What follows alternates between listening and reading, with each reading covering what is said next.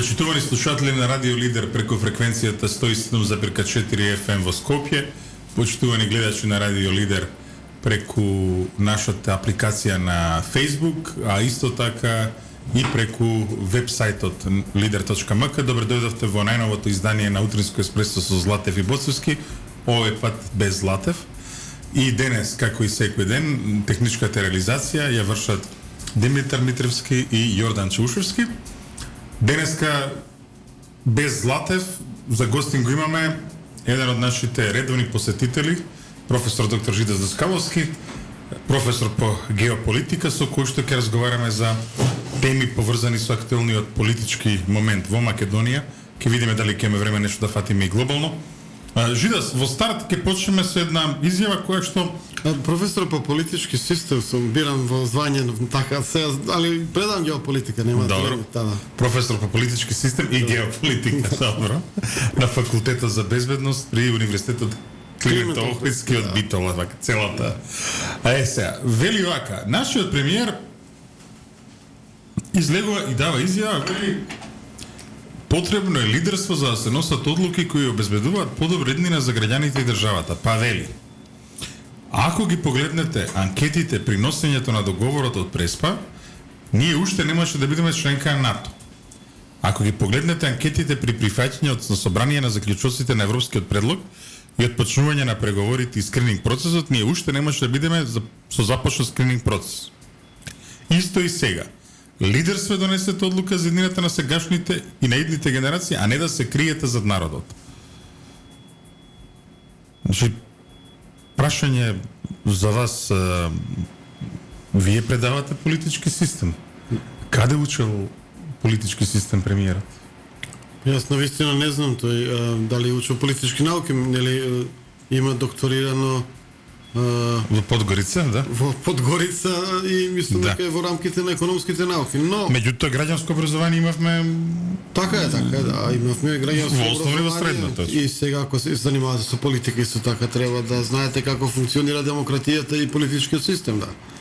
Во принцип, нели, за да не го губиме сите времето се занимаваме со политика, решаваме да имаме репрезентативна демократија, односно некои луѓе ги бираме за пратеници кои што потоа најдобрите од нив, мнозинството што го имаат, на некој начин составуваат влада и тераат со управувањето со државата. Не може, нели, на дневна основа сите граѓани да управуваат со државата, управуваат тие кои што се најмногу застапени во собранието. Сега тие партии ги викаме, кои што групации, групи кои што имаат одредени интереси, предлагаат пратеници и тие интереси се сврзани со одредени представи за светот, обично представите за светот се идеологии, вака треба да изгледа државата, така треба да изгледа државата и имаат програми, платформи со кои што кажуваат на сите граѓани, еве, ние за ова се залагаме, ако сакате да ни се придружите, супер, ако сакате да гласате за нас, гласате за нас. Ние ќе ги представиме тие идеи, концепти. Со еден збор сака да кажат, ние вака ќе тераме. Вака ќе тераме. Добро. И сега имате партии, како моментално што е нашава СДС, кои што не ги интересира многу онаа позадина, зошто се собрале, зошто имаат некоја идеологија, зошто се представници или треба да се представници на социјалдемократско некое движење, не ги интересира што имаат пишано во програмата. Кога имало избори, рекле ова ветуваме ние, ова ќе го направиме, ова се ние нашите заложби, вие ако гласате за нас, тоа ќе го спроведуваме, така ќе тераме, што би рекле, нели? Да. Игнорираат сето тоа и велат за некое замислено лидерство, заради некои наши фикс идеи. Ние не слушаме ни гласачите што сме им ветиле, ни народот што моментално чувствува. Морам да те прекинам тука. Значи, ова јас сум го слушал, например. Јас сум го слушал. Јас сум бил во животов, нели, и во политиката, и во дипломатијата, и знаеле вака представници на меѓународната заедница кои што ги кажуваме, ова е буквално ова да кажа. Значи, треба лидерство, оставете ги анкетите. И се најчесто јас сум одговорил, луѓе, викам, вие сте дипломати, така? Ние сме политичари, излегуваме пред тој народ. Не може вака да излеземе. Може ли вака да им кажете на вашите политичари и вашите земји? Одговорот најчесто е или да се премолчи ако се пристини, или ако имаат проблем со елементарната логика, тогаш ќе ти кажат тоа е друго. Што нормално не е друго. Меѓутоа, зошто вакво однесување кога утре за утре треба да излезат на избори? Па сега најдобро ние да ги прашате зошто вака се однесуваат, меѓутоа дека не е правилно, не е коректно, тоа е апсолутно точно и дека на некој начин вазалство е вазалство. Без разлика дали зборуваме за времето на комунизмот и СФР, кога основачите на оваа денешна партија СДС се тие кои што управуваат без скруполи и со вазалски однос кон комунистичката елита во Белград. Значи југословенската комунистичка елита. Тие тогаш така владеат и несомнено не ги интересираат претерано интересите на македонскиот народ и на народностите во тоа време во Социјалистичка република Македонија, туку се ги интересира власта и насоките што ги добиваат од Белград. Мора да бидам искрен, имаат поголема одговорност кон јавното мислење од овие наследници нивни. Понатаму видовме дека имаше и некоја одговорност кон државотворноста на Социјалистичка република Македонија, но факт е дека тие се наследници на оние кои што ги истолчија, ги истепаа македонците од президиумот на АСНО. Македонската идеја срамнија со земја заради власт. Останаа на власт и тера со вазалски однос кон Белград. Сега имаат вазалски однос кон Брисел, утре ќе имаат кон Пекинг. Не знаеме што ќе се случи во геополитиката. Важно дека тие работат вазалски. Нивниот став е без да се консултира народот, значи без да прашаат народ како да тераме. Не ги интересира тоа. Како ќе им наложат властодорците, така работите. Добра, на крај треба да излезат на избори. Ќе ги гласаат од Брисел? Или ќе гласат од Скопје? Се разбира дека ќе гласаат во Скопје, во Петровец, во Идризово, во Стајково, Куманово, во Виница, Куманово, луѓето ќе си гласаат. Така е.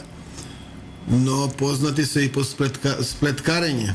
Познати се да се измислуваат нови форми на владење, познати се по тоа што добиваат поддршка за балкански методи во политиката, познати се по тоа да кога мислите на балкански методи, не мислите на демократија, на меѓуетнички соживот, на верска толеранција, претпоставам на други балкански вредности, или мислите на ние европски вредности, на корупција, кои што дедимат капитализмот, на европски вредности, или на колониалистички однос кон сопствениот народ, зашо Па, секако дека во случајов фразата ја користам во смисол на она што беше кажано од европејските представници, од еврокомесарот Хан. Еврокомесарот Хан, еве точно ако сакате да прецизираме, кон власта тогашна на Зоран Заев и СДС во насока на тоа како можеле да ги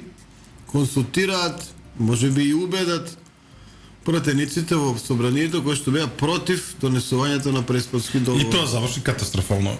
Па тоа заврши, видовме како. Значи по мене види, тоа е еден криминален акт. Значи се искористи една многу лоша ситуација за да се 8 пратеници се отцепат од ВМРО ДПМН, да гласаат за промена на уставот со користење на тие европски методи на балкански методи, балкански.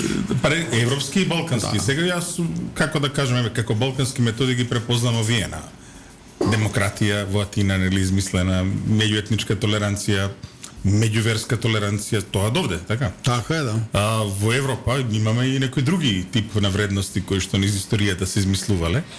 Така е, значи називот можеби е погрешен, меѓутоа овде алудираме, ние сакаме да кажеме дека станува збор за методи на корупција, насилство, на закани, насилство, притвори, затворање, така, значи сите можни методи што вие што сте гледале филмови и викате ова е вака демократија, ова вака не е демократија, ова што не е демократија, ете тоа е.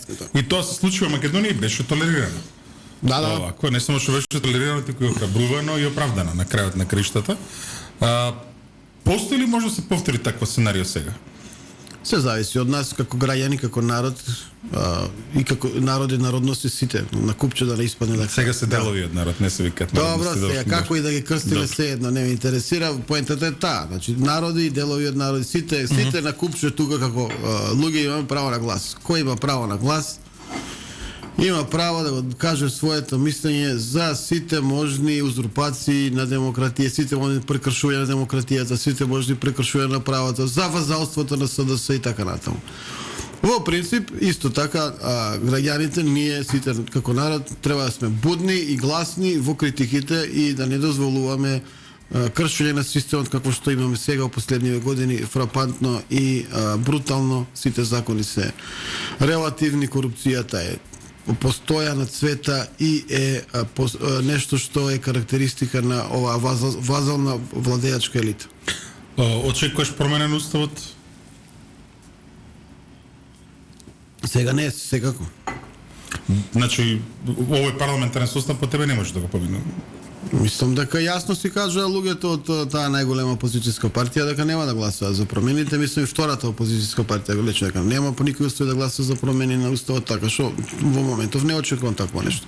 Во идни парламенти зависи како ќе гласуваат граѓаните и како партиите ќе се представат. Ако победи партија која што нуди промена на уставот за нека убава иднина повторно по 10 пат ќе не прелажат како индијанците во Латинска Америка и во Северна Америка, тогаш добро, фино. Мислам, тоа е тоа, народно, волјата на народ. Ако партиите речат не, имаме достоинство, овој договор е штетен, овие услови се штетни, не ги прифаќаме, нема да сменуваме устав, тогаш нема да се смени устав.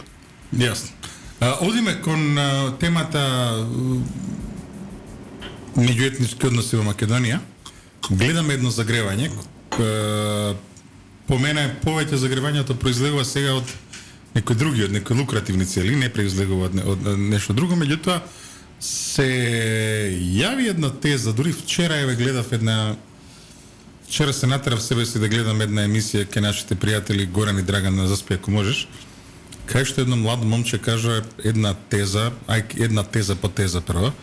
Една теза беше дека ВМРО ДПМН нема да има албански партнери, сите албанци ќе одат со СДСМ во коалиција. Па добро, можно ли ова?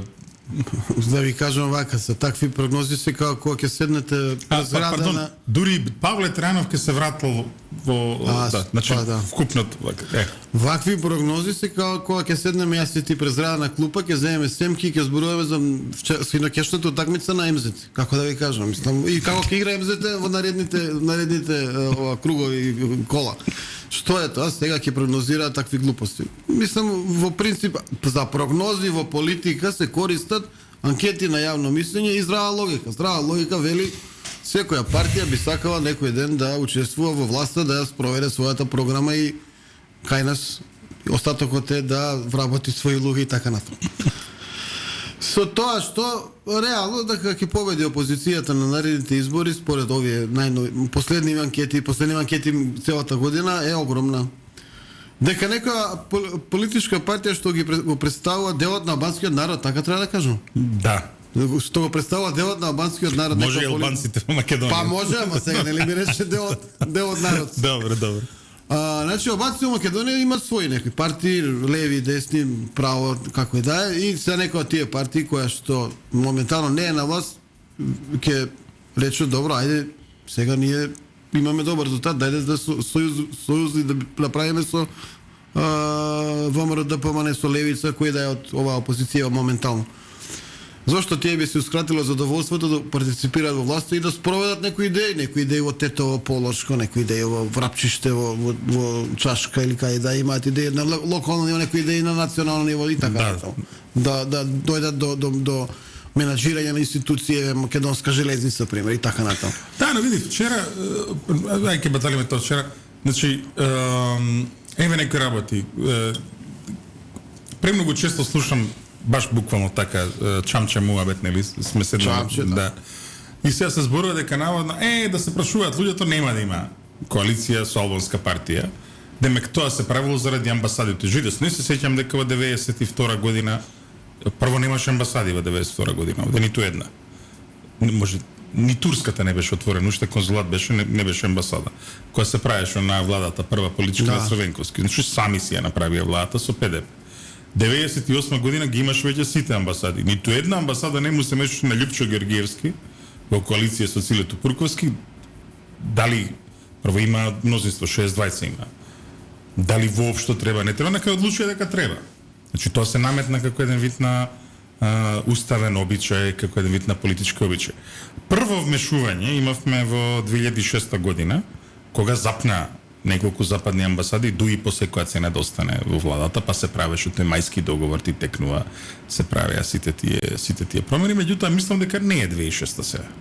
Па не е 2006-та, ние сме членка на НАТО, значи замислете држава членка на НАТО сега да биде под закана на меѓуетнички тензии и заради тоа да се бира коалиционен партнер или се бира влада од калето, така наречено. Да.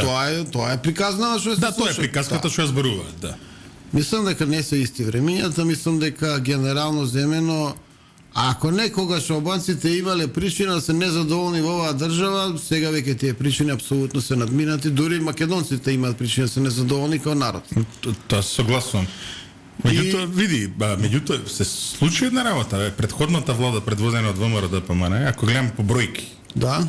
Што беше, како се вика сега тоа модерно, испорачано, нели? Аха. Кон албанската заедница во Македонија, дел од народ, како сакаш наречи го, не е битно.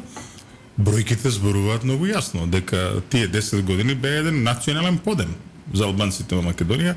Овдека беше не од црна поцрна слика обоена во медиумите. Од кога се сменија нештата, се случи само една клика да добие влез во некои лукративни дејанија. Многу на ниво направа не видовме во овие 5 години. Вака ќе објаснам фино. Хајде. Приказната што му ја продаваат на обичниот албанец, мислам дека сега нема да помине. Приказната што му ја продава во време на Грујовски и владењето на ВМРО ДПМН со ДУИ беше: овие се националисти, овие се виновни, овие се криви, ние што не одиме напред, што Тетово не оди напред, што Гостева не оди напред, што албанците во Македонија се во ваква мизерна состојба. А всушност приказната ја пушта ДУИ, која што е неспособна да управува соодветно. Напротив се збогатува, напротив нивните функционери се тие кои што купуваат дуќани и така натаму. Да, се согласуваше дека истата таа партија... Да не, само... Ајде, извини. влези... Не, влегувам затоа што заради динамика. Да, ајде. Истата таа партија со друг партнер имаше поголема одговорност кон управувањето со државата. Која исто партија? ДУИ. Со кој партнер? Со ВМРО.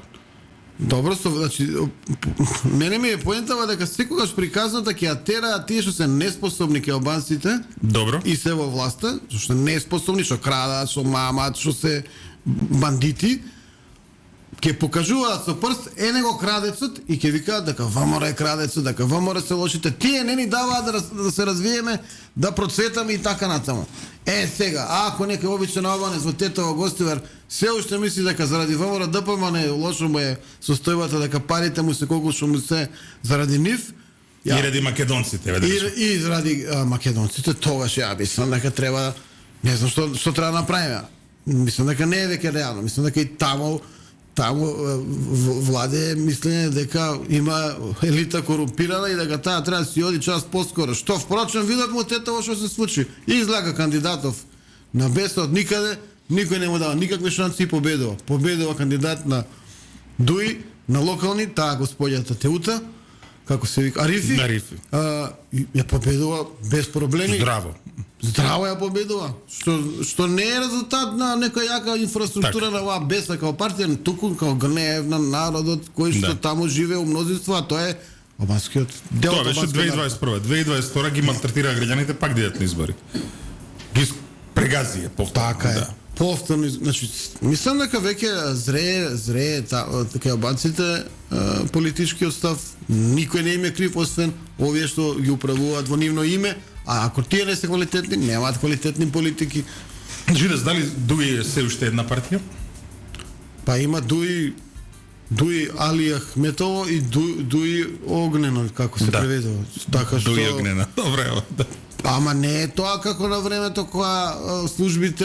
Не, фракција или расцеп? Тоа е прашањето. Па сега мислам многу е, тоа сакам да ти кажам. Не е како на времето кога го цепка ВМРО ДПМН па му смислува Да, македонска реформска, народна ВМРО Гоце Делчева имаше и све така имаше таму натаму и добро. така намаму со по еден човек кој што има некакво влијание. Овде имате сериозни луѓе, има луѓе кои што навистина влијаеле во ДУИ, уште влијаат во ДУИ. Така што повеќе изгледа на расцеп кој што мислам дека е паметно да се заврши не со оваа агонија, едни прават средба во Студеничани, па утре дента другите, па ги обидуваат истите симпатизери и члени.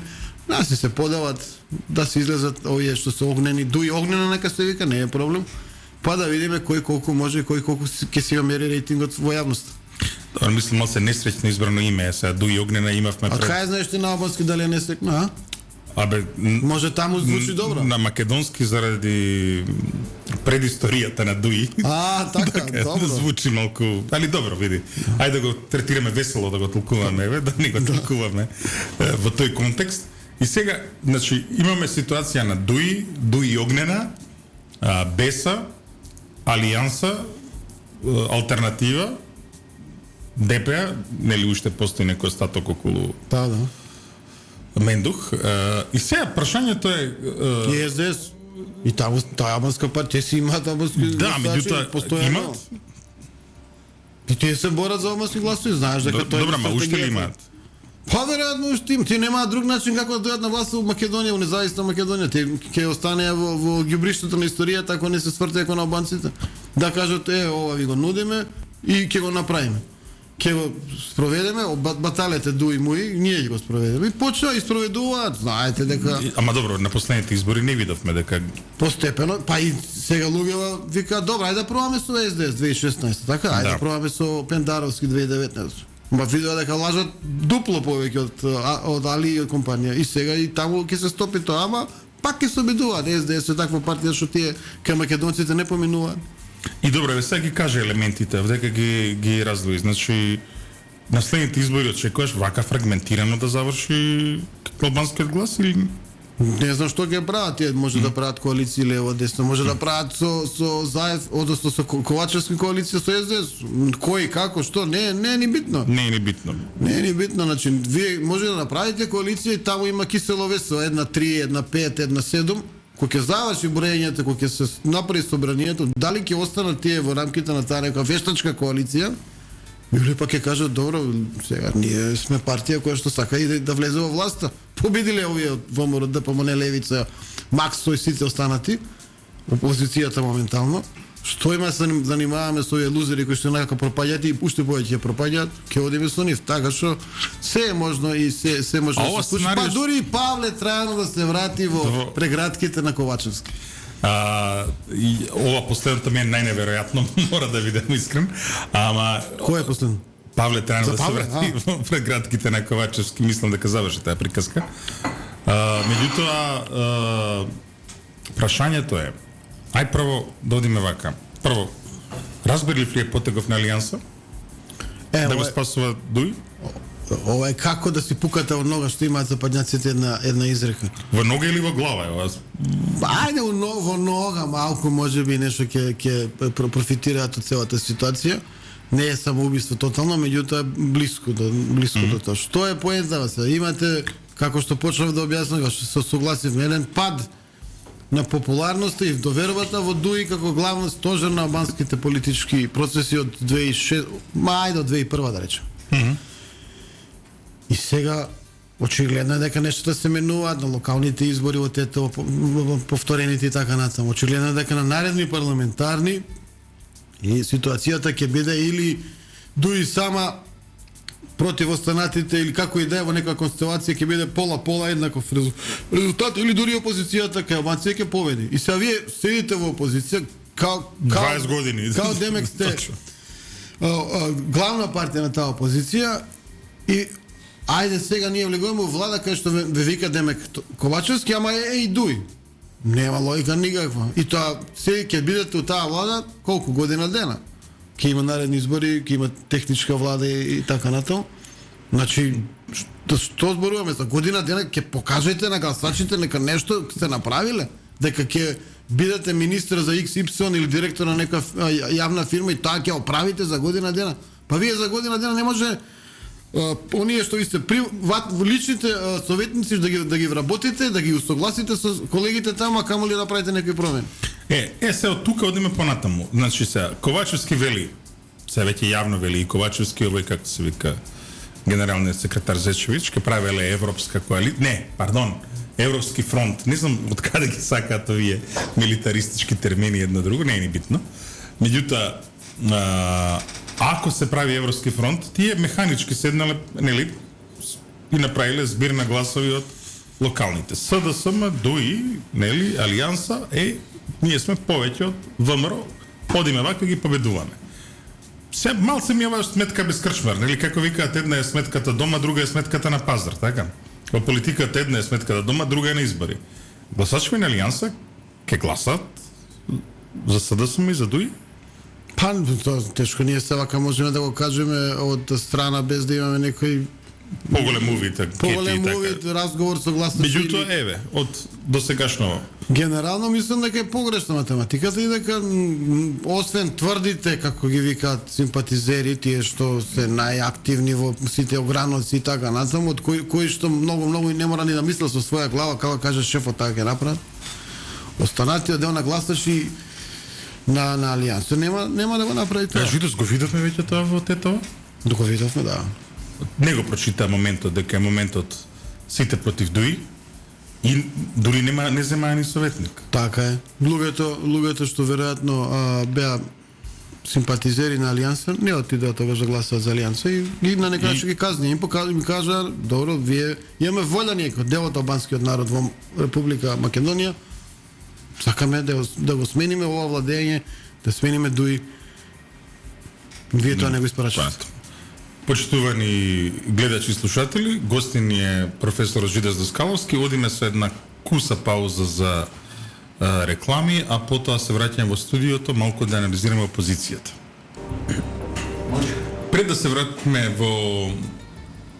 на темата опозиција, да продолжиме да зборуваме на таа страна од условно кажано политичка подоба, Жидес некаде кон крајот на годината се појави една серија текстови дека наводно имало некакви разговори во СДСМ, па наводно и СДСМ со ВМРО ДПМН и наводно дека имало некоја закана со излезна фракцијата на Заев, ама сега еднаш ти кажав, седиме на клупа, не си ми кажал да чека се. Ама излизува сериозни вестници. Кој сериозни? Не ме зафркај. Сериозни новинари велеа дека тоа е така. Не ме зафркај, за такви трач муабети не вреди да се коментира. Колумни се пишува. Па ако во емисии се коментира. Ако вреди да се коментира трач муабети, да ти кажам кој со кого искача у град. Не ме интересира тоа, сега сега зборуваме се. Дај некоја тема сериозна. Добро. Новинари била, ајде глупост. Значи, ја нема фракција на Заев. Ја видите некаде? Никаде, сад прашувам, затоа што знаеш понекогаш ја не догледувам од кај. Гласа у парламент да падне владава? Не бе, не гласа. Фракцијата на Заев. Замисли не гласа. А ги видов на некои вести се сретнале со некои од албанците лидери, некои од нивните партии, како се викаше тој? Со овој Гашиот. Афри, добар лик Афри. Да. Тоа видов, да. А фракција каде е, нека кажат тие што пишуваат колумни. И ја исто викам, ама видиш, еве се излезе една друга нова колумна, исто и таму се зборуваше дека. Ама не читаш бе глупост. Како ти поминува? Па морам да читам што да правам се. Добро, ајде кажи. Што е колумна? Не можам јас сам да седам и вака да со кристална топка. Ајде, така. Да.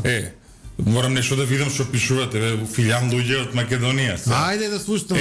Филјан луѓе. Значи тезата е вели дека на ВМРО повеќе му одговара сега да имало што? Сега да помине уставните измени.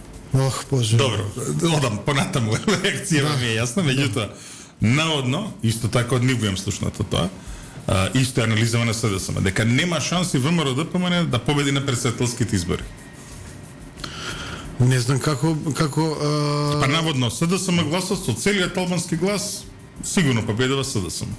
И тие СДС има. Тебе се весели математики, добро? Весели, не се весели, највесели. Види се, знаат да злоупотребуваат институции, знаат да помнат пути. Например, оние референдум околу Преспа. Не, тоа е срамота, да се разбереме. Тоа беше срамота. Се беше срамота, Да. вклучително полнењето кутии секоја секунда по еден глас. Да, тоа беше И срамота. после вадат резултати, не знам колку ава излезност, од кои што 100.000 беа наместени во кутии Да, полнети да, кај да. во рурални средини. Не ми остани она како беше полни не се дополнувани. Не се дополнува. Сега, така тие може се гарантирани победници на председателските избори, ако сметаат дека Добра, ама со чекай се, сите ова не е полуги на власта ќе наместат Чека, ова избори. не е 94-та, не е 99-та, ова е 2023-та. Па не е, затоа ми изгледа малку сулудо да се сметаат за фаворити и ќе победат без проблеми. Математиката која е? Еве, гледайте анкетите. СДСМ е во стрмолгав пад. Паѓа надолу како скијање спуст, не слалом малку лево Да. десно, па паѓаш надолу одиш, слалом, ова спуст, скроз надолу одиш. Дуи се распаѓаат, дуи се апла корумпирани, секој ден има скандал Да. за груби и останатите фудбалери и кошаркари на дуи. Алијанса влегува во влада, се пука во нога, овие малите пајтон партии, па и дури и тие излегува, еве го Павле, конечно излезе од власт. Го чекавме тој ден. Зелените, не знам што ќе прават. Значи, Не, дури... тие на централен одбор гласале таму дека не сме да има и уставни измени. Еве ти дури И малку сега- таа на Блаже историчарот Нишката Останала, да. преку керката останала малку. Иако за преспа керката малку завега, но не е битно сега. Битно е дека и самите коалициони партии во СДСМ се незадоволни, не ги почитуваат идеите на раководството и така натаму. Да сметаш дека така паднато е СДС, корумпирано и во пад ДУИ, ќе може да собере гласови кои што ќе поведат кандидат на, да речеме, обединета опозиција или опозиција предводена од ВМРО, ДПМН и сите можни други гласачи на Максим, партијата, Не, новата левица и така каде идат, натаму. каде идат овие гласови што одлеват од СДС? Одиме на тема опозиција. Каде се од лева? Да. И тоа треба да биде предмет на сериозни социолошки анализи, да ги прашате со фокус групи, анкети, предпоставки може да правиме како што предпоставките кои се? пред зграда што ги правиме. Добро, ама не се, ај рационални предпоставки. Не. Ајде рационални предпоставки. Рационални предпоставки е дека луѓето што се попатриотски настроени, симпатизирани на СДСМ, веќе беа на протестите против француско-бугарскиот Беа, предлог. точно. И тоа е очигледно. Дека постои раст на популарност на левица, постои. Дека има гласачи кои што се од лева провиненција, кои што се разочарани. Еве се, еден од тие што не пишува глупости најчесто, ова, кој е Панде Колемишевски, тој токму тоа го вели. А тоа е гласач на СДСМ, еве, самиот се легитимира јасно, вели дека кон левица се одлеваат гласовите во една од последните колумни. Има Што е интересно, прв пат читам таква колумна. Има здрава логика, колега Ивица амбасадоре. Значи, СДСМ би требало, она што на почеток почнавме, секоја партија вика, ние се залагаме за ова, за она. СДСМ би требало да се залага социјалдемократски идеи, блиски со работничка класа, со синдикати и така натаму. Тие се наследници на црвена буржуазија, ви објаснував. Тие не немаат врска со работнички права и со социјалдемократија, туку апсолутно никаква. Добро, ама работништвото и класичната социјалдемократија има една јака патриотска црта сега, секаде. А тоа плюс што им фали, тие сами рекоа ние нема да бидеме македонци патриоти, ние Да, ќе тоа бидеме заедно кажат, да. слуги на интересите на соседите, на Грција, на Бугарија, на Албанија, едино на Србија уште не рекоа, бидејќи се од Србија не зависи. Иако се земјата. послаа пред Вучич која беше вакцини И ако се разбира дека не способни да набават вакцини, на Вучиш му се клањаат. Сега, значи, по две основи. Идеолошка човек, гласаш на СДС, разочаран од предавништвото на врхушката, протестира против бугарско-француски предлог. Тој дали ќе гласа за ВМРО ДПМН? Веројатно не, меѓутоа ќе гласа за Максо, партијата за Максо. Разочаран од политиките не социјалдемократски ќе гласа за левица и така натаму. Значи тие се одлеваат луѓе кои што се политички активни, па нема да останат дома, најчесто има варијанта. Значи, очекуваш влезна партијата на Максово собрание и овој пат пратеничка група за левица? Сигурно. Сигурно. Апсолутно. Значи, ќе има... Анкетите за мислам се ова го не го зборуваме на вака памет, од точно. джамли Анкетите и кажуваат, стигаме. добро. Од анкетите левица сигурно влегува со пратеничка група, а според мене ова одлевање на гласачи на СДСМ ќе придонесе барем во Кумановска изборна единица како е таа 2. Да има барем еден пратеник. А добро, а зошто одложува тој промоција на партијата? Тоа не знам на вистина. Или тоа е прашање политичка тактика, веројатно? Може би прашање на моментот, знаете како во некој случај и во наша политичка историја се сеќавате на Циле. Да, Кратко траеше, а имаше невидено влијание. невидени и резултати. Значи, може би од стратегија е да одложува до правиот момент човекот. Може би прашање на организирање, финанси, логистика, не знам. Дури јас се сеќавам, правевме една прв пат, нели се бидувавме да правиме тие регресии, нели во политиката и така натаму. Интересно беше да кога траеше една кампањата за пред првиот круг изборите 99-та година. Буквално како се одлеваа гласови од Борис Трајковски, кој што беше еден голем пат додека траеше кампањата, растеше Циле. И регресијата вика некој 10 дена да траеше уште кампањата, малтене ке влезеше ке се превртеше, затоа што види, една е да се даде една изјава како тогаш Борис Трајковски, меѓутоа во кампања треба секој ден да се даваат изјави. Па и да имаш програма, така што идеи ќе спроведеш. Сега добро. Одиме понатаму. Што идеи има ЕЗС да спроведе? Што ќе каже Белград или Брисел моментов? Извини, ама добро, Белград више не е. Белград више не е, ама утре ќе биде Пекинг, ти вика, значи за нив не е ни битно. Не е битно, денес Брисел, утре Вашингтон, задутре Пекинг. Како да ти кажам? Добро, не може така се прави политика. Па не може. Ама ти ја правиш државата вазална во однос на големиот император. Кај ни беше предноста што беа партија на власт 40 кустру години и по инерција 90 година. Ама и по инфраструктура. Замисли инфраструктура која имаше ВМРО ДПМН во тоа време, а која имаше СКМ ПДП. Меѓутоа и не беше статично. Не е ВМРО сегашното ВМРО 90 година. Значи тие се прилагодија за да може да бидат и токму отвараме таа тема. Овако, докај стигнаа тие во таа своја таа внатрешна реформа еве. Дали се повторно подготвени да земат власт и одговорност? Дали се подготвени, ќе го каже народот, гласачите. Имаат тие своја програма, имаат свои идеи што би правеле. Тие ако се доволно атрактивни ќе ги гласа народ. Ако одат со принципот, овие се катастрофа и крадат, овие други, гласате на нас, јас мислам прават огромна грешка. И бројките си кажуваат. ВМРО ДПМН не расте. Локалните избори покажаа дека се движат бројките околу она што успеа професорката да го направи на председателските избори. Тука лежи проблемот на ВМРО ДПМН како да направи исчекор, така? Дополнително да привлече гласачи, исчекор да направи. Стабилноста на онаа поддршка што имаате несомнена.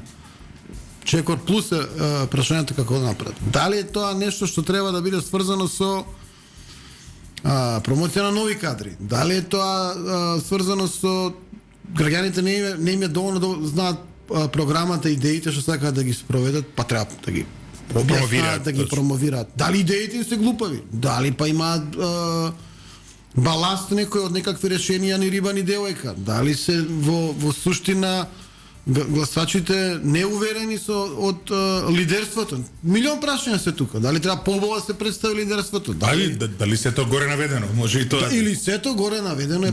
Ама тоа е прашање за луѓето во ВМРО ДПМН сами да си го одговорат. Зашто на крајот на денот сигурно тие седат таму, анализираат, мислат. Имаат некоја аналитика таму сигурно. Имаат сигурно некоја аналитика. Ова што го прават критиките на власта, на Круби, компанија, загадки, гатанки. Тоа не е спорно, добро. Одлично функционира. Ова друго, точно. Ова е другите два-три чекора.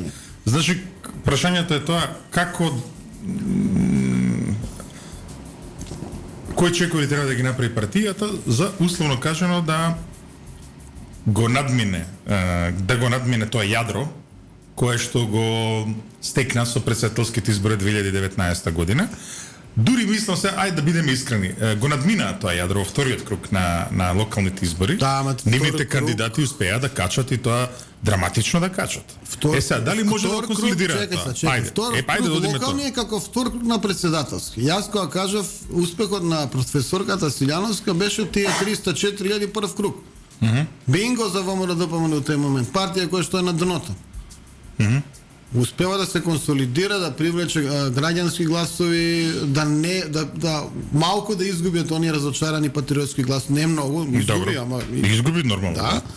И има многу солиден резултат, основна база. На втор круг доаѓаме до 377.415, значи уште 75.000 дошто гласачи. Ама тие не се... Точно, меѓутоа може да ги консолидираш. Ама тие се истите плюс гласачи како на се извинам, како на локални втор круг. Добро, меѓутоа види се.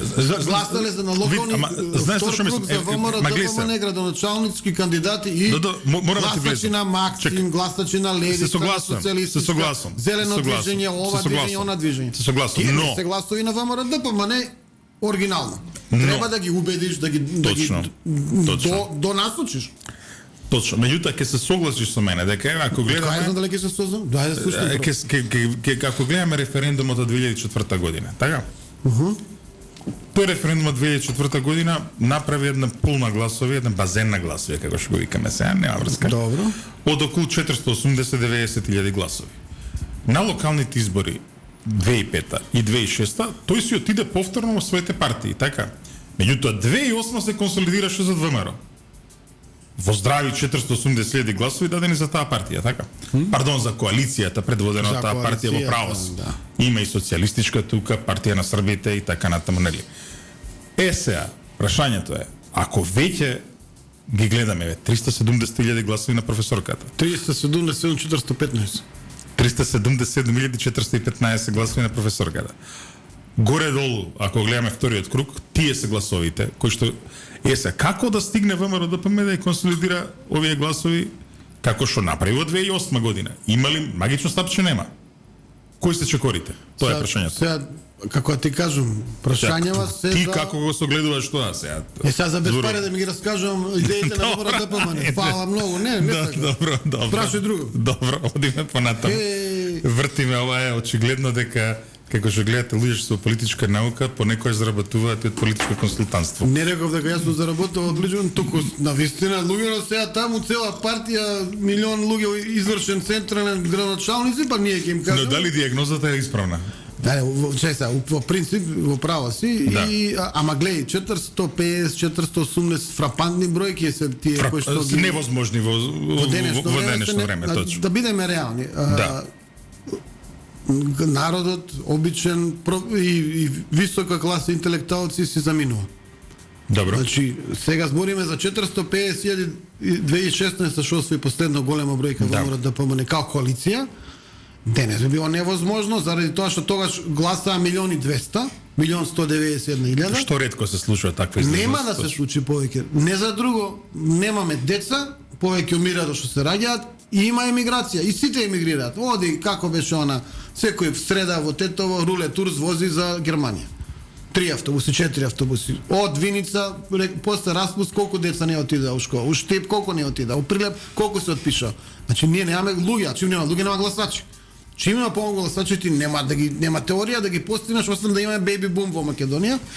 За 15-20 години да има нови гласачи. Што е ретко веројатно, да. Тоа е едно. Друго, што е било и секогаш до сега во сите избори е стратегијата на СДСМ. Тие кај македонците губат и пак ќе ги изгубат. Секогаш се обидувале да ги мотивираат останатите заедници, народи, народности, како и да ги кажеш, делови од народи. Последно што пробаа да пробијат и пробија кај албанците. Меѓутоа тие секогаш ги обидуваат така наречените македонци и муслимани торбеши или како и да сака да се викаат и како и да се викаат. Се обидуваат да пробијат кај турците, се обидуваат да пробијат кај ромите, подкупуваат. Да, тоа е срамно што се случува во ромската заедница, да, точно. Не за ромите, секаде кај што може подкупуваат, даваат мито, со закани ќе ти укинат социјална помош и така натаму. Значи турци, роми, македонци, муслимани, торбеши кој како сака не е битно. Албан секогаш таму се обидувале да пробијат. Сега, кога ВМРО ДПМН беше на власт, вистина е дека отприлика дојде до пола-пола кај тие гласови, кај турци, роми и македонци муслимани. Без власт ВМРО ДПМН 90-10. Значи, од таа перспектива ти не можеш да ги повториш резултатите на таа коалиција од овие причини. Нема толку гласачи и второ ВМРО ДПМН не може да допре, да прозре толку добро кај турците, македонците, муслим, бошњаците и ромите како што допре Груевски и таа влада на ВМРО ДПМН. Добро. Ајде тука ќе го заокружиме овој дел со внатрешна политика и сега одиме прво регионална. Уствари не, одиме прво со францускиот предлог. Жидас, што создава толкав набој? Еве, например, Некој се од Исланд вака чита текст и вика треба да ги внесат бугарите во устав и се вика па што е проблем да ги внесат ако ги внеле сите овие во устав. Значи зборам некој што не заинтересиран. Меѓутоа да видиме што создава толкав набој ова прашање во македонското општество. Кај македонците пред се. Па да ви кажам, едноставен одговор е апсолутно нефер однос на Софија и на Брисел кон нас. Тоа создава набор. Што значи нефер однос? Нефер однос значи дека луѓе се слепи, гледаат двоен аршин, двојни стандарди. Тебе ти вика стави бугари во устав на Македонија. Реално има некое население што се изјаснува бугари 1200 не сеќам колку беа на попис. Океј. Од една страна, од друга страна ваму ти вика Бугарија е демократска држава, ЕУ стандарди, ова она, а тие ги негираат македонците дека постојат. Значи негираат дека постои некој што е македонец во Бугарија. И кога се обидуваат да направат здружение, радио, што и да е таму, им ги поништуваат пред судите. Па са клуб. Да им го поништуваат. Со фанфари се отвори клуб и го затворија. Па сега, да. Не се луѓето, ние не сме слепи сите. Да. Неправда е тоа. Значи, ние реагираме на неправда. Како Центарот за македонски јазик во Грција, што го затворија врз основа на Преспански договор. Сега, таа неправда беше нешто што не го прифаќаме и сега ние се треба прифатиме уште една неправда. Па доста не сме мали деца, не може такво нешто. Мислам дека на првично ниво е тоа прашањето. Тоа е причината. Точно. А ова како го објаснуваш на пример, пак зборуваме на тема двојни стандарди. Значи во Европа темата Холокауст е тема која што секој не само политичар, него интелектуалец, општественик и законодавство има. И законодавство има каде што ја пипнели некој темата гори. Не може да го негираш на пример во Германија, во Австрија, било каде во поголемиот дел на ама еве и во регионов, ај во Србија не ги рекол. Па сега или во Хрватска еве, така? Така. Како тоа ги виделе вчера, на пример Ангел Димитров вчера има една одвратна реакција. Баш како што нели историчари вели дека Холокаустот прв пат бил спроведен во Југославија. Која е таа Југославија во 43-та не знам, ама добро еве. Се реторички прашање, нели нормално. Која е Југославија во 43-та, меѓутоа со овој човек седнуваат нашите историчари и зборуваат. Па има ли логика комисија? Меѓу другото проблемот е, а мислам дека опозицијава не го дискутира толку јавно, е што ние сме седнати на маса да разговар заради оној лудиот договор на Зоран Заев за пријателство и добрососедство. Седнати сме на маса и сега треба комисијава да тешко на тие луѓе историчари таму од Македонија. Да разговараат за заеднички некои прослави, за заеднички некои историски лично, глупости на квадрат, значи историјата си има своја динамика и таа не може да биде во полза на политиката. Ако јас и колегата од другата страна Софија не се согласуваме за историја, ќе разговараме документи, интерпретации, ова, она, може ќе дојдеме до заеднички наратив, може нема да дојдеме. И тоа е во ред. И тоа е во ред, и тоа е европски. И тоа е европски, така. Тоа е европски во рамките на процеси на 60-тите години Германија и Франција преговарат, не доаѓа до решение и во ред, ништо. И сега со сила да ги натераш нашиве историчари тоа е како Путин што кажува за Украина. Не, истото е. Си има Путин аргументи зошто е напад на Украина. Едни можеби држат вода, повеќето не држат вода. Са тој вика украинците се ист народ, таму владе нацистичка хунта, историјата ни е една и така натаму. Са Бугарија вика историјата ни е една, уште фали да не нападнат инвазија да направат. Затоа што ние велиме не ни е иста историјата. Како да ви кажам, мислам тие работи треба некој сериозно да размисли зошто се прифатени и зошто понатаму не се дискутираат на највисоко ниво. Дали повтор пат? Испаја стварно оно од Исланд кој ќе рече па што им е на овие политичари? Што им фали бугари да влезат устав? Значи испаја и сега ти ако си трнал да внесуваш делови од народи вакви онакви, па зашто не внесеш и бугари и хрвати и црногорци, сите што фалат овде и македонци, муслимани. Да. Југослов, па ајде југословене, сам како веќе па ги има на пописите, уште ги. Обединените нации кои ни уставот нека бидат сите нации. Па во Хрватска 22 групи стави. Ми фали нешто на Хрватска како држава, не фали. Ако некој има проблем со артикулација на ставови, треба да знае и треба да знае да ги објасни убаво зашто во меѓународни кругови ќе испадне баш ова што кажа за исландјанец. Па што е толку тешко, што толку? Колку оставиле толку, Треба зашто убаво не да статуштед, објаснат така. и интелектуалците што настапуваат во јавност, ти кога одиш на конференција сигурно објаснуваш, а другите што прават? Се ќутат. Па се ќутат, ВМРО ДПМН не треба да објасни дека не е само, знаеш, мал некој детаљ. Па не. Па не. Не. И не само тоа. И треба, например, опозицијава одма веднаш да стане, главна опозиција ВМРО да каже, слушајте, вака се. На сите наши пратеници собрани ни доаѓаат амбасадори, гости од странство и ги убедуваат. Убедуваат да прифатат промена на уставот. Сега тоа убедување границата меѓу пристојно и непристојно е тенка. Холандскиот амбасадор го видовме со тоа голтањето. Што е тоа? Треба жестоко да се реагира. Па нормално дека треба на жестоко. секоја посета на пратеник на ВМРО ДПМН собрани, кај што некој амбасадор го убедува, да излезе тоа јавност, ало, вие не убедуваат и нешто не потсеќа на балкански методи. Со име и презиме. Еве и ова, например, ова е нестритна изјава, например, ја не знам, еден трениран дипломат како Ескобар ова што кажува дека имало албанци православно население во Македонија. Да. Мора да има реакција. Треба веднаш да се реагира, па не може така. Без разлика, ја разбирам и сојузништво и која земја ја представува. Ами има граници. Има граници. На крајот на криштата, овдека сите граници се преминати. Жидас, во тој однос исто е и ова со го спомнува премиерот Преспанскиот договор, едно заживеа Преспанскиот договор? Во смисла дека Еве да видиме, прво не само еве формално правно како што вели, како се вика што тој обвинителот што му се смее, не е битно. Него генерално да заживее треба да биде нели вака срчано прифатен од и тука и таму. Па како што заживеа бугарската власт во Македонија време Втора светска војна, така заживеа. Така заживеа, да.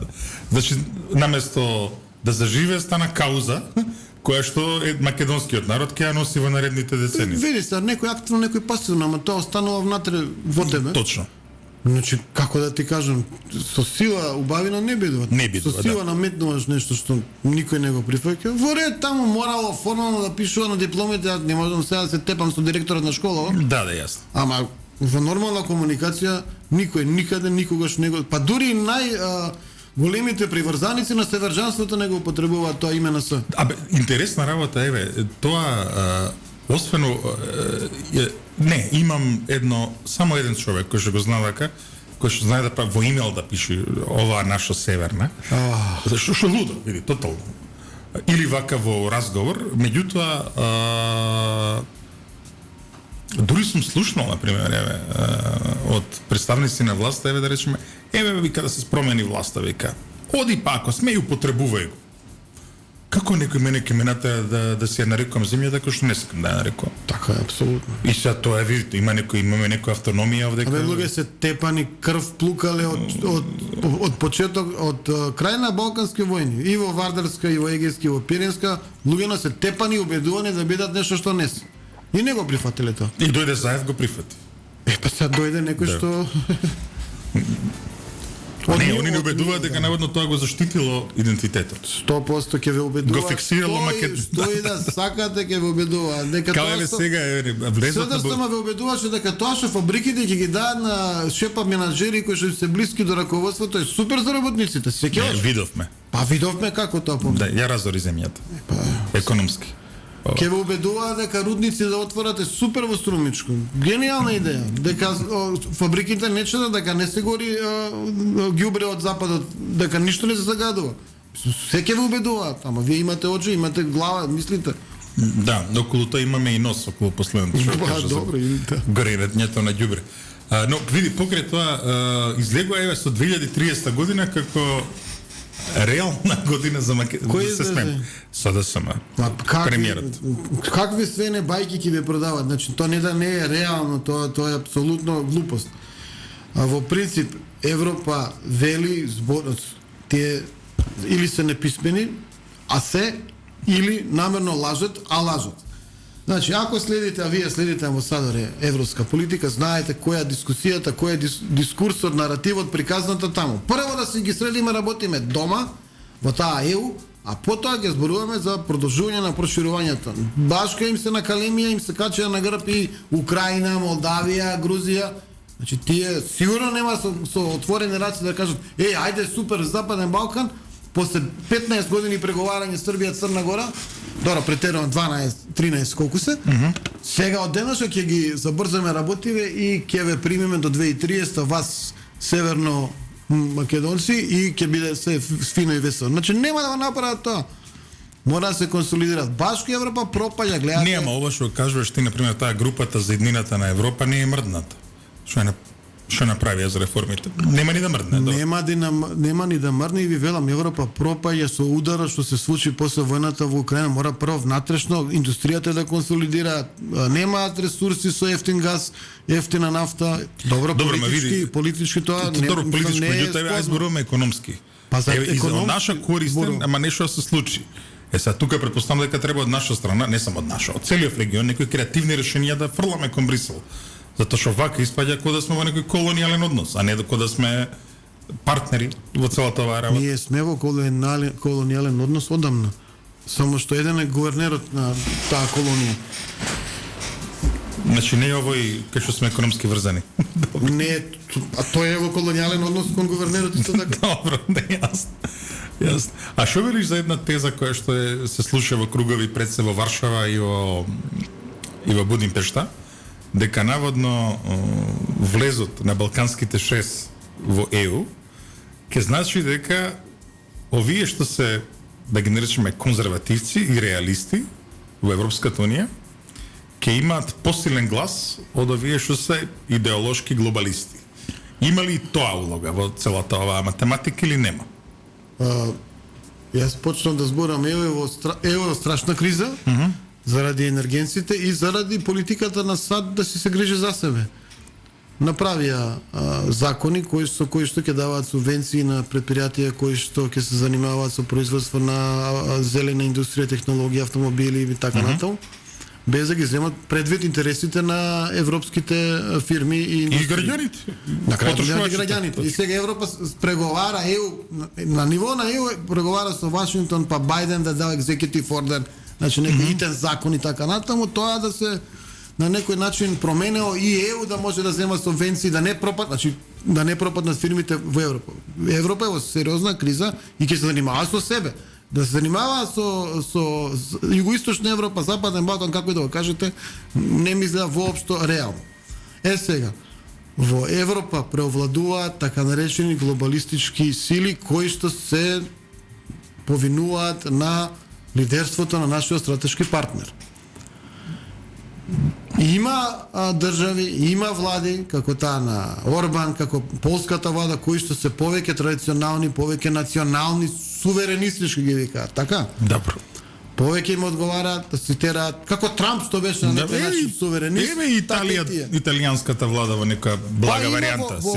Во разни комбинации и во други држави представници, државници, премиери кои што се повеќе суверенисти од колку глобалисти. Види, иако тој е како дело како епитом на глобализмот, кажи го да овој Макрон, дел од неговите политики се строго суверенистички, знаеш. Дел се, но генерално тоа е икона на глобализмот, така да кажем. Сега, надежите дека некој тука во Сарајево, Белград, Подгорица, Тирана, Скопје, тука некој би се приклонил на суверенистички политики, мислам дека грешат нашите колеги и партнери од Полска и од Унгарија во таа проценка. Мислам дека нема да се случи, бидејќи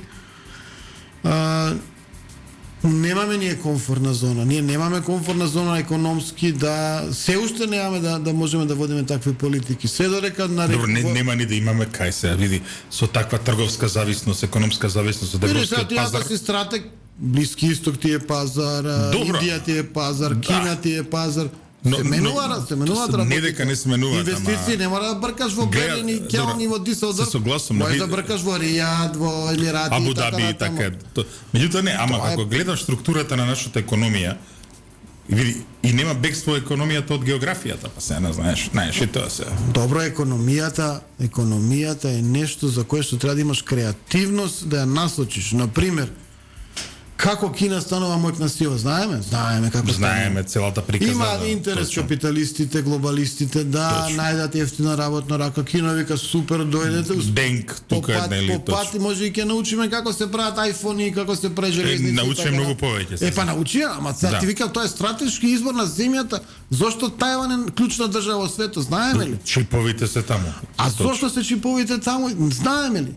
Еве ќе кажеме зошто. На некој во Тајван му текнало, некој што бил во САД, докторирал, бил во IBM, дека ако успее американците да ги донесе во и други што произведуваат чипови, таму да биде производството на чиповите, Тајван ќе има всушност безбедностни гаранции дека Кина нема да направи инвазија. И така е денеска, зошто мислите САД се многу заинтересирани за тука малку има и геополитика, територија една друга. Не е само чиповите, се знаеш. Само чиповите. За Тајван е само чиповите. Како има некои критични точки на планетава, сега тоа е твоја област, ти предаваш тоа. Географијата зависи, не се чудо Крим е толку интересен, исто и Тајван има таму некоја роља друга, нели? Не, значи тоа да не го забораваме. Тоа е од аспект на географија и геополитика исто така битно. Меѓутоа што е поентава што е почнало јасно те разбирам што сакаш да кажеш. Се сетил да го направи тоа. Са стратешки ако нас ни текне имаме вишок вода, арапиве се во пустиња и евреиве се во пустиња, треба да купат вода. Па зашто ние да не ја продаваме таа вода, да речеме? Тие немаат што да јадат. Зашто ние да не продаваме дома, она јаболкон од Пресли и така натаму, Египет исто така. Сега ти викаш добро, ајде ќе правиме делови од автомобилска индустрија, дел од прозорецот и дел од навлаката за да може БМВ да го продаде. Мислам се како ти кажам, на најниски гранки на нашата индустрија сврзана со Европа. Добро, Кина така почна, види се. Тоа не можеш веднаш ти да одиш на Добре, чекам ни наши менаџери да ми светне светилката се личкава и да направат нешто иновација како Кинезите што направи иновации.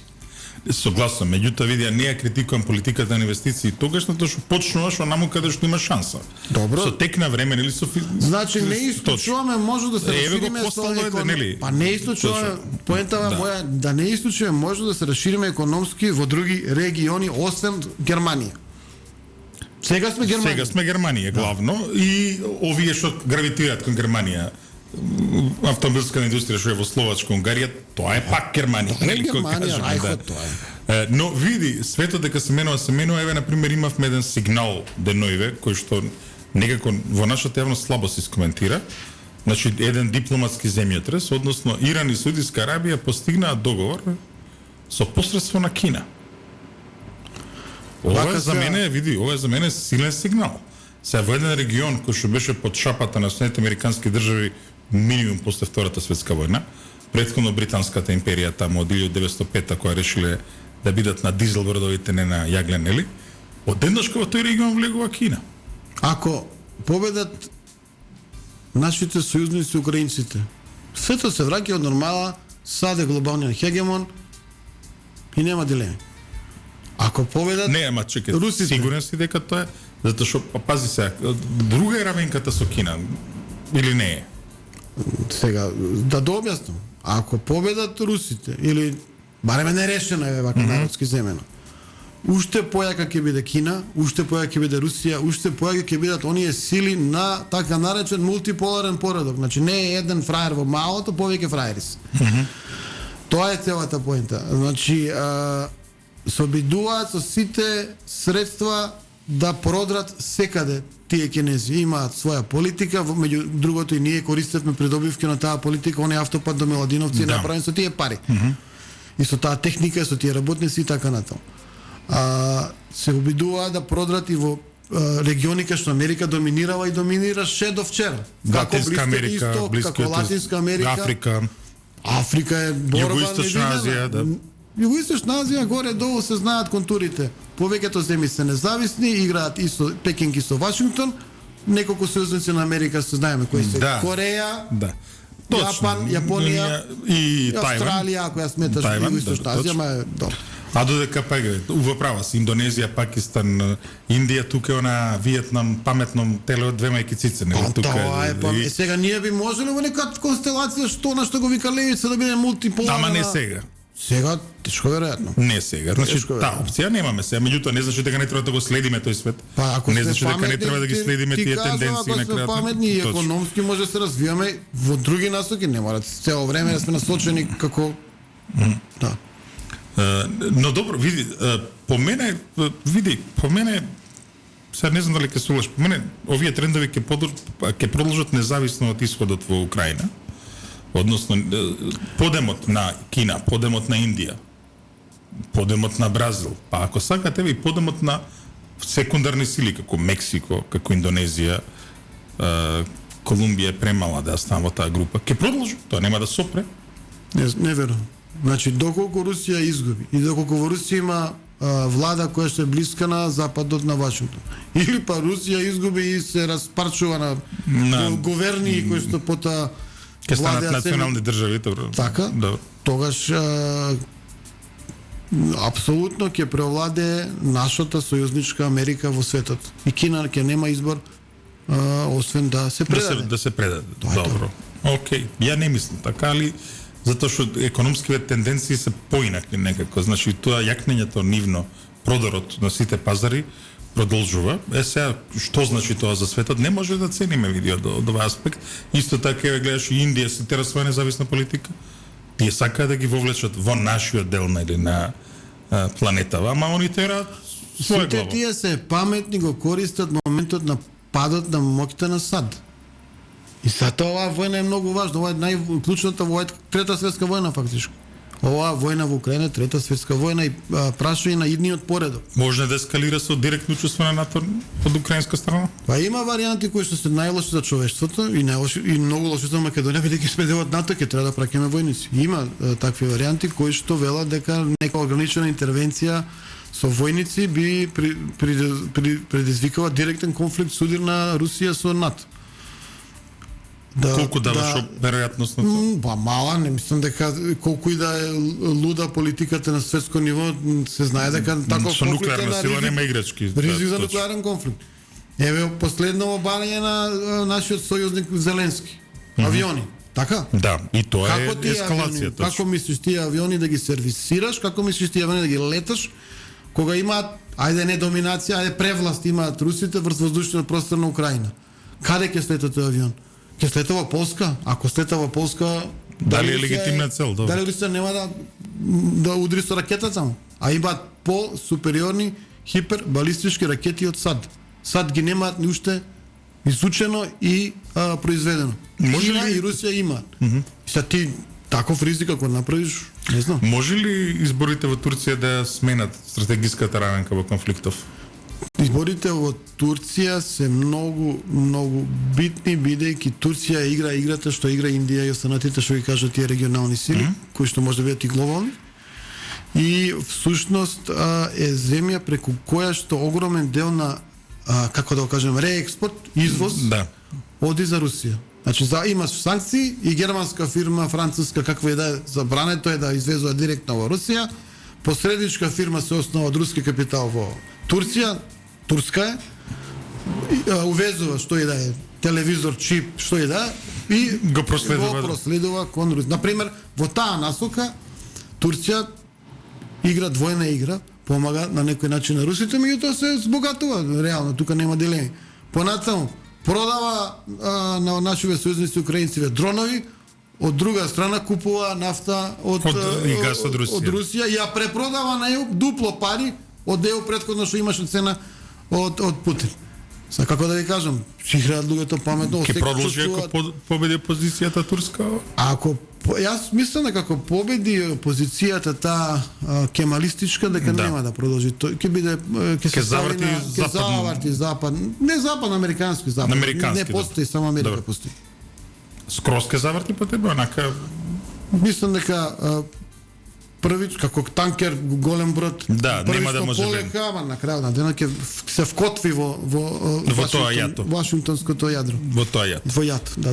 Добро, ја мислам дека тука не ги исцрпевме сите теми далеко од тоа. Да, треба да прашаш Имаме уште едно уште, прашање да. за оние умало кога играме мемзете работнички па коментираме тоа нешто да прашаш за крај и да си одиме. Околу тоа кога играме за треба не знаеш да. Не, за мало види, ги заокружиме сите теми, ја видовме политиката овде, се обидовме да нацртаме некои регионални тенденции, да видиме каде Македонија тука се гледа. Искрен да бидам, ја во моментов не гледам наша политика, ни регионална, ни глобална, ни било каква.